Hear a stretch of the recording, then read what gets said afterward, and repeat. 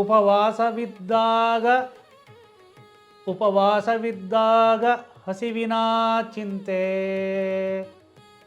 ಉಪವಾಸವಿದ್ದಾಗ ಹಸಿವಿನ ಚಿಂತೆ.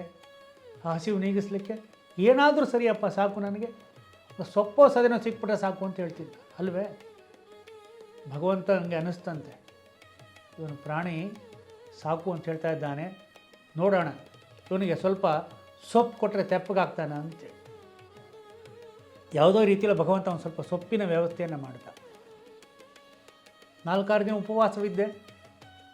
ಉಪವಾಸವಿದ್ದಾಗ ಸೊಪ್ಪು ಸಿಕ್ತು, ಸೊಪ್ಪು ತಿಂದೆ, ಸ್ವಲ್ಪ ಜೀವ ಉಳಿತಲ್ಲ. ಸಪ್ಪೆ ಇದೆ, ಸಂತೋಷ ಪಡಬೇಕಲ್ವಾ. ಸಪ್ಪೆ ಮೆಲುವಾಗ ಉಪ್ಪಿನ ಚಿಂತೆ. ಚೂರು ಉಪ್ಪು ಸಿಕ್ಬಿಟ್ರೆ ಸಾಕಲ್ಲಪ್ಪ. ಭಗವಂತ ನೋಡೋಣ ಯಾವಾಗ ತೃಪ್ತನಾಗ್ತೇನೆ ಅಂತೇಳಿ ಉಪ್ಪಿನ ವ್ಯವಸ್ಥೆಯೂ ಆಯಿತು. ಉಪ್ಪು ದೊರೆತರೆ ತುಪ್ಪ ಬರಲಿಲ್ಲೆಂಬ ಚಿಂತೆ. ಉಪ್ಪೇನು ಸಿಕ್ತು, ತುಪ್ಪ ಸ್ವಲ್ಪ ಬೇಕಲ್ವಾ.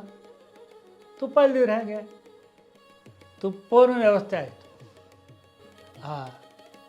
ತುಪ್ಪ ಸಿಕ್ಕಿದ ಮೇಲೆ ಯೋಚನೆ ಮಾಡ್ತಾನಂತೆ ಮನುಷ್ಯ, ತುಪ್ಪ ಸಿಕ್ಕರೆ ಕೊಪ್ಪರಿಗೆ ಸಿಗಲಿಲ್ಲೆಂಬ ಚಿಂತೆ. ಏನೋ ಒಂದು ಚೂರು ಹಾಕಿದ್ರಲ್ಲ, ಒಂದು ಡಬ್ಬಿನ ಕುಡಿದ್ರೆ ಏನಾಗ್ತಾಯಿತ್ತು, ನಾನು ದಿನ ಹಾಕ್ಕೊಂಡು ತಿಂತಾಯಿದ್ದೆ ಅಂತೇಳಿ. ಈ ರೀತಿಯಾಗಿ ಈ ಚಿಂತೆ ಅನ್ನುವಂಥದ್ದು ಯಾರನ್ನೂ ಬಿಡುವುದಿಲ್ಲ.